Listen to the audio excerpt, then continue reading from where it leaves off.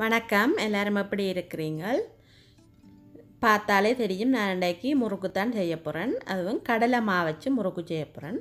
கடலை மாவும் அவிச்ச மாவும் சேர்த்து தான் இந்த முறுக்கு செய்ய போகிறேன். இது நல்லா மொரண்டும் இருக்கும், நல்ல ஈஸியாகவும் இந்த முறுக்கை செய்திடலாம்.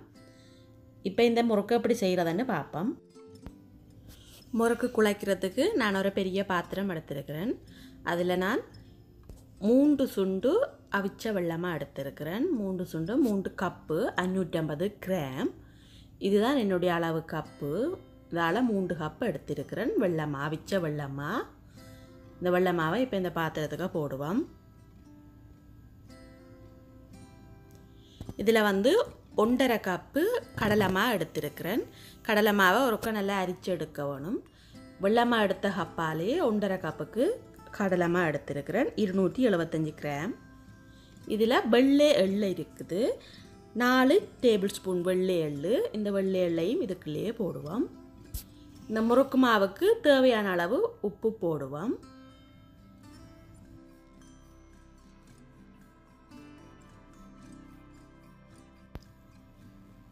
இது காஞ்ச மிளகாய் அரைச்ச பேஸ்ட் உண்டு. காஞ்ச செத்தல் மிளகாய் அதை நான் 25 எடுத்து தண்ணியில் 2 மணித்தியாலம் ஊற போட்டு அதை நான் அரைச்சி எடுத்திருக்கிறேன். நாங்கள் இது தண்ணியில் 2 மணித்தியாலம் ஊறினபடியாக இதுக்கு நாங்கள் நிறைய தண்ணி விட்டு அரைக்க தேவையில்லை. ஒரு 2 டேபிள் ஸ்பூன் தண்ணி விட்டிங்கன்னா நல்லா அரைப்பட்டு இப்படி பேஸ்ட் மாதிரி வரும். இந்த செத்தல் மிளகாய் நீங்கள் உங்களோட உரைப்புக்கு ஏற்ற மாதிரி போடலாம். இதில் நான் 25 மிளகாய் எடுத்து தான் நான் இந்த உரைப்பாக கொஞ்சம் எடுத்திருக்கிறேன். உரைப்பு குறைச்சும் நீங்கள் போடலாம்.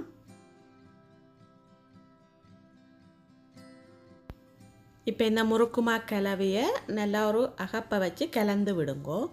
கையால் கிளந்திங்களா செத்தல் மிளகாய் கையில் பட்டு எரியும். கை இப்படி அகப்பையால் கிளந்து விடுங்கோ. கிளந்து விட்டுட்டு நீங்கள் இப்போவே உப்பு உரைப்பெல்லாம் சரி பார்த்து கொள்ளலாம். உப்பு உரைப்பு பத்தாட்டி நீங்கள் இன்னும் கொஞ்சம் போடலாம். இதில் நான் இப்போ தண்ணி எடுத்துருக்கிறேன். இந்த தண்ணியை தேவையான அளவு விட்டு நாங்கள் இந்த முறுக்கு மாவை குழைச்செடுப்போம். இந்த முறுக்கு மாவு குழைக்கிறதுக்கு சுடு தண்ணி தேவையில்லை, சாதாரண பச்சை தண்ணியை விட்டு நாங்கள் குழைச்சி கொள்ளலாம். கொஞ்சம் கொஞ்சமாக தான் தண்ணி விட்டு நாங்கள் குழைக்கணும். கடலைமா நாங்கள் சேர்த்தபடியாக தண்ணி நாங்கள் ஒரே மிக்க விடையக்க கொஞ்சம் தண்ணி தன்மையாக போயிடும். அப்போ நாங்கள் கொஞ்சம் கொஞ்சமாக தண்ணி விட்டு குழைக்க வேணும். இதில் நான் 350 மில்லிலிட்டர் தண்ணி எடுத்து இதுக்குள்ளே விட்டுருக்கிறேன். இந்த தண்ணி எவ்வளோமே போதும் இவ்வளோ மாவுக்கும்.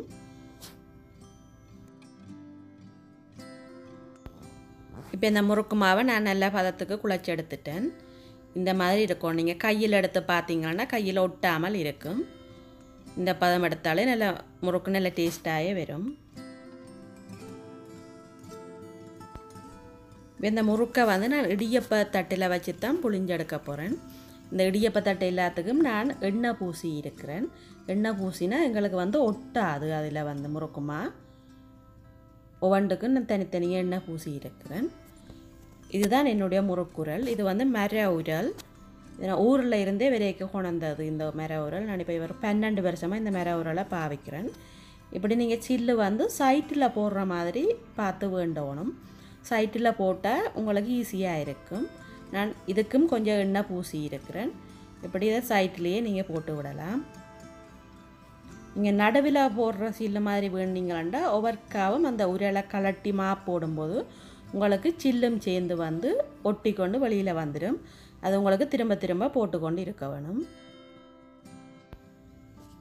இப்போ இந்த முறுக்கு மாவில் இப்படி ஒரு சின்ன கரண்டி வச்சிங்களாண்டா உங்களுக்கு எடுக்கிறதுக்கு ஈஸியாக இருக்கும். இல்லாட்டி கை வச்சு ஒவ்வொருக்காவும் எடுத்து நீங்கள் கையை கழுவிக்கொண்டே இருக்க வேணும். இப்படி இந்த கரண்டின்ற பின்பக்கத்தால் கொஞ்சம் அளவான மாவு எடுத்து அந்த சில்லுக்குள்ளே போட்டுட்டு நீங்கள் ஒவ்வொரு முறுக்காக புளிஞ்செடுக்கலாம். இப்போ இந்த முறுக்கு மாவை நாங்கள் புளிஞ்செடுப்போம். இப்படி சின்னனா நல்லா வட்டமாக சுற்றி எடுக்க வேணும். கொஞ்சம் நெருக்கமாக சுற்றி எடுக்க வேணும். இல்லாட்டி எங்களுக்கு எண்ணெய்க போடைக்க முறுக்கு விலகிடும். அந்த ஒன்றோட ஒன்று ஒட்டி கொண்டு இருக்காது. இந்த ஓரத்தை ஒட்டி விடுங்க. இல்லாட்டி அதுவுமே எண்ணெய்க்க போட்டு பொரிஞ்சு வரைக்க விலகி வந்துடும். இப்படி எல்லாத்துலேயும் நாங்கள் ஒண்டா புளிஞ்செடுப்போம். இப்படி நாங்கள் தனித்தனியாக புளிஞ்சு வச்சுட்டு நாங்கள் எண்ணெய்க்க போட்டு எடுக்க எங்களுக்கு ஈஸியாக இருக்கும்.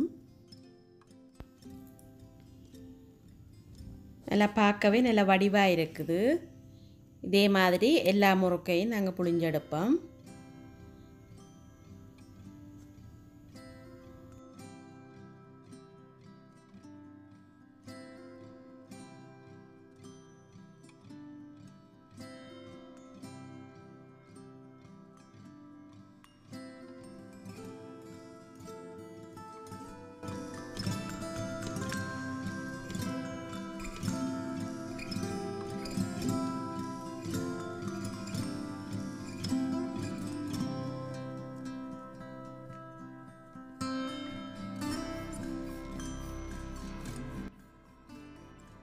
இதில் வந்து 8 இடியப்பத்தட்டிலேயே நான் தனித்தனியாக 8 முறுக்கு புழிஞ்சு வச்சுருக்கிறேன். இப்போ இதை நாங்கள் பொரிச்செடுப்போம் எண்ணெய்க்க போட்டு.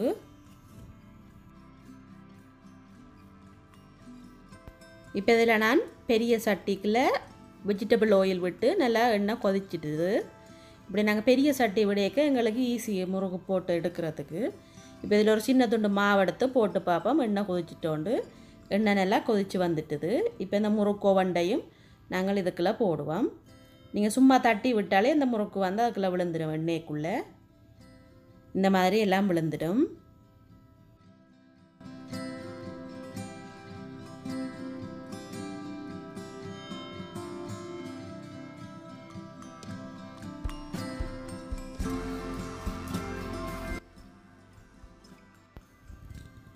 முறுக்கு எண்ணெய்க்குள்ளே போட்டோன்னா அது மேலாலேயே வந்துடும் மிதந்து.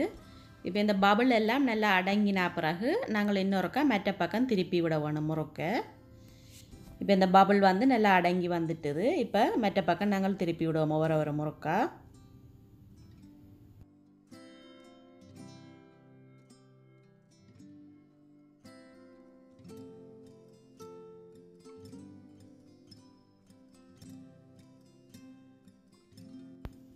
இதில் ஒரு ரேயில் நான் இப்படி ஒரு பேப்பர் போட்டு வச்சுருக்கிறேன். இப்போ இந்த பேப்பரில் நாங்கள் முறுக்கை எடுத்து வைப்போம். இப்போ நான் இந்த முறுக்கை மற்ற பக்கம் திருப்பி நல்லா பொரிஞ்சு வந்திருக்குது. பார்த்தா தெரியுது, நல்லா பொன்னிறமாக வந்திருக்குது. இப்போ நாங்கள் இதை எண்ணெயை வடித்து எடுப்போம். இந்த கடலைமா முறுக்கில் எண்ணெய் வந்து எங்களுக்கு ஊறி இருக்காது. முறுக்கு கொஞ்சம் ஆறுனா பிறகு எண்ணெயெல்லாம் இல்லாத மாதிரி தான் இருக்கும். இப்போ நாங்கள் எல்லா முறுக்கையும் எடுப்போம்.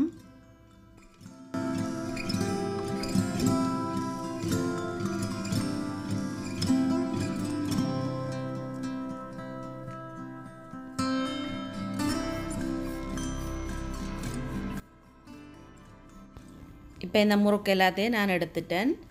இப்போ முறுக்கு கொஞ்சம் ஆறினபடியாக அந்த முறுக்கில் எண்ணெய் தன்மையே இல்லை. பார்த்தீங்களா தெரியும், நல்லா மொரண்டு இருக்குது. இந்த முறுக்கு உடைச்சி பார்க்கவே தெரியுது. இப்போ நான் மிச்ச முறுக்கையும் எல்லாம் சுட்டுட்டு பார்ப்போம். நான் இப்போ எல்லா முறுக்கையும் சுட்டு எடுத்துட்டேன். இந்த அளவில் நீங்கள் முறுக்குமா செய்து எடுத்தீங்கன்னா உங்களுக்கு 80லிருந்து 85 முறுக்கு வரும். வெள்ளை எள்ளு தெரிய நல்ல அழகாக இருக்குது. முறுக்கையும் பார்க்க வட்டமாக.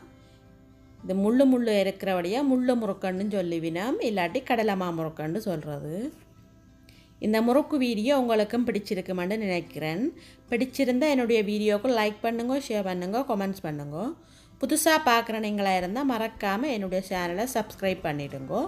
கூடவே அந்த பெல் பட்டனையும் கிளிக் பண்ணிவிடுங்க. தேங்க்யூ.